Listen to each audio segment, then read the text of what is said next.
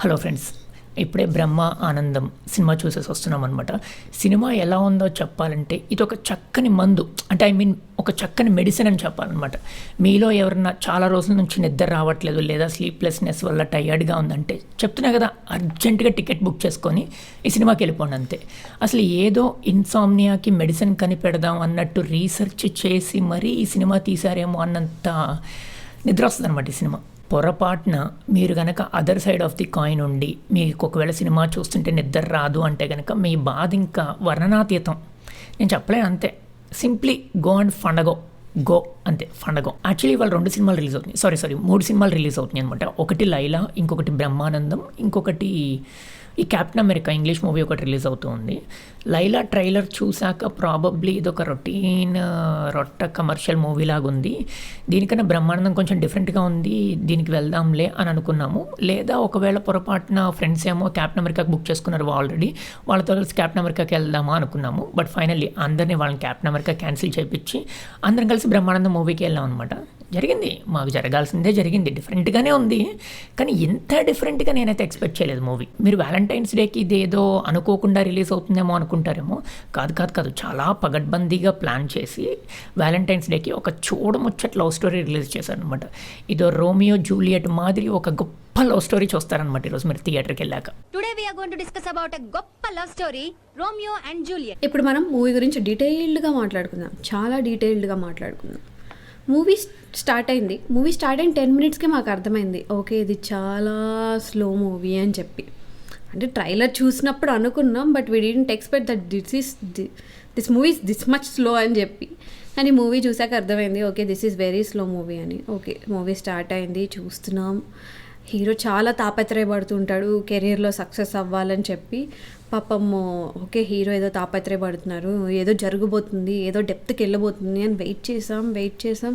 అలా ఓకే సరే నెక్స్ట్ వస్తుందేమో ఇంకా డెప్త్గా స్టోరీ వెళ్తుందేమో అని వెయిట్ చేస్తూ ఎంతసేపు వెయిట్ చేసినా ఏం జరగట్లేదు. తీరా చూస్తే ఇంటర్వెల్ వచ్చింది.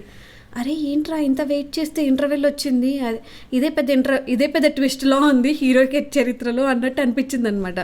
సరే ఇప్పటిదాకా స్టోరీ ఏం జరిగిందా అని చూస్తే, ఓ పక్క హీరో తాపత్రయం చూపించారా అంటే లేదు, పోనీ నవ్వుకున్నామా అంటే లేదు, హీరో లవ్ స్టోరీ చూపించారా అంటే లేదు, హీరో బ్యాక్గ్రౌండ్ చూపించారంటే ఫ్యామిలీ బ్యాక్గ్రౌండ్ లాగా ఏమైనా చూపించారా, బ్యాక్గ్రౌండ్ స్టోరీ ఏమైనా ఉందా అని చూపించారంటే లేదు. సరే బ్రహ్మానందం వెన్నెల కిషోర్ కామెడీ సీన్స్ ఉన్నాయంటే లేదు. అరే మరి ఏముందిరా ఫస్ట్ హాఫ్లో అంటే ఏం లేదు. సరే ఓకే లెట్స్ మొత్తం స్టోరీ మొత్తం డైరెక్టర్ సెకండ్ హాఫ్లోనే పెట్టారేమో అనుకొని వెయిట్ చేసాం అనమాట. అప్పుడు వచ్చింది సెకండ్ హాఫ్కి వెళ్ళాక ఫ్యామిలీ టచ్ వచ్చింది విత్ సమ్ లవ్ స్టోరీ.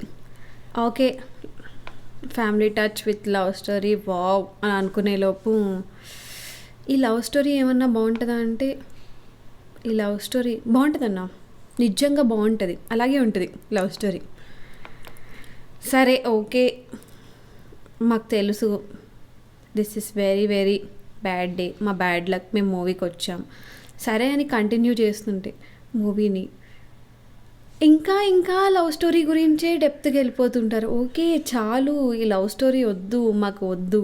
అసలు ఎక్కడ స్టార్ట్ అయింది మూవీ? హీరో తాపత్రయం గురించి స్టార్ట్ అయ్యి, హీరో కెరీర్ గురించి స్టార్ట్ అయ్యి, హీరో డబ్బుల కష్టాల గురించి స్టార్ట్ ఎటో వెళ్ళిపోతుంది. అసలు మాకు ఒక పాయింట్ ఆఫ్ ద టైంలో మాకు అనిపించింది, మూవీ ఇక్కడ ఆపేసేయండి, మేము వెళ్ళిపోతాం. ఎందుకంటే మాకు మూవీ ఫినిష్ అవ్వాలి అని కూడా అనిపించలేదు. అంటే ఇంకా చాలురా బాబు చాలు, ఏది ఎక్కడ ఆపేసినా మేము ఆగిపోతాము, మాకేం అవసరం లేదు అని అనిపించింది. సరే అసలు చాలా సినిమాలు చూసాం, బట్ వీఆర్ వెరీ అసంతృప్తి అనేది ఉంటుంది కదా, అది సినిమాలో ఎక్కువ ఉందన్నమాట. ఎన్ని సినిమాలు చూసాయి కూడా, అంటే వాట్ డైరెక్టర్ ఈజ్ టెల్లింగ్ అనేది మాకు అర్థం కాలేదు. సరే ఇప్పుడు డైరెక్టర్ ఏం చెప్తున్నారు, హీరో సెల్ఫిష్నెస్ గురించి చెప్తున్నారా, లేదా పేరెంట్స్ యొక్క ఫీలింగ్స్ మనం రెస్పెక్ట్ చేయాలని చెప్తున్నారా, అసలు what he is trying to tell అనేది ఏం అర్థం కాలేదు మాకు. ఎటెటో వెళ్ళిపోయింది. బట్ ఓకే మేము అడవి మనుషులం సార్, డైరెక్టర్ గారు మాకేం అర్థం కాలేదు, క్షమించేయండి. ఇంకా క్యారెక్టర్స్ గురించి మాట్లాడుకుంటే ఈ మూవీలో ఉన్న సినిమాటోగ్రఫీ అంతా చాలా క్లోజప్ షాట్సే ఉంటాయి అనమాట. క్లోజప్ షాట్స్ ఉన్నప్పుడు ఫేషియల్ ఎక్స్ప్రెషన్స్ అనేది చాలా ఇంపార్టెంట్. ఆఫ్ కోర్స్ బ్రహ్మానందం గారు ఆ ఫేషియల్ ఎక్స్ప్రెషన్స్లో చంపేస్తారు, ఆయన బాగా చేశారు. సర్ప్రైజింగ్లీ మన హీరో రాజా గౌతమ్ కూడా, ప్రాబబ్లీ ఆయన పేరు కరెక్టే స్పెల్ చేశాను అనుకుంటున్నాను, రాజా గౌతమ్ కూడా బాగా యాక్ట్ చేశారు. నేను ఆయనలో అంత యాక్టింగ్ స్కిల్ ఉంది అని అనుకోలేదు. ఆయన కూడా ఒక మంచి గొప్ప నటుడిగా ప్రూవ్ చేసుకున్నారనిపించింది. అండ్ అదర్ క్యారెక్టర్స్ తీసుకుంటే కనుక వెన్నెల కిషోర్ కూడా ఫేషియల్ ఎక్స్ప్రెషన్స్ చాలా బాగా చేశారనే చెప్పాలి.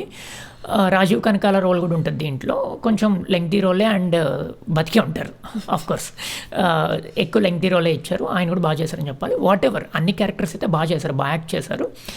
But cinema pace or cinema story అదంతా చాలా సినిమాలో మ్యాటర్ లేదు కాబట్టి అంత ఇంపాక్ట్ఫుల్గా లేదు, కానీ బట్ ఓవరాల్గా యాక్టింగ్ అయితే అందరూ బాగా చేశారని చెప్పాలి. ఫైనలీ ఈ మూవీకి మేము ఇచ్చే రేటింగ్ 0.25.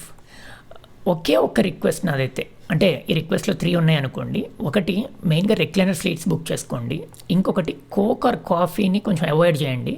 అండ్ థర్డ్ వన్, ముఖ్యంగా ఒక దుప్పటి కానీ మంచి కోజీగా ఉండే బ్లాంకెట్ ఆర్ కంఫర్టర్ పట్టుకెళ్ళండి.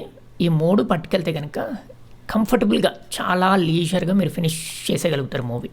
పొరపాటున మీరు మాలాగా other side of the coin ఉంటే కనుక ఏమో మరి, ఇంకా మీరు ఫోన్లో గేమ్స్ ఆడతారో ఏం చేస్తారో నాకు తెలియదు. బట్ ఏదో ఒక అదర్ యాక్టివిటీ అయితే చేయకపోతే మూవీ చూడడం చాలా కష్టం. సరే, వచ్చే వారం సరికొత్త మూవీతో మళ్ళీ కలుద్దాం. అంతవరకు బ్రహ్మాండంగా ఉండండి. Team signing off.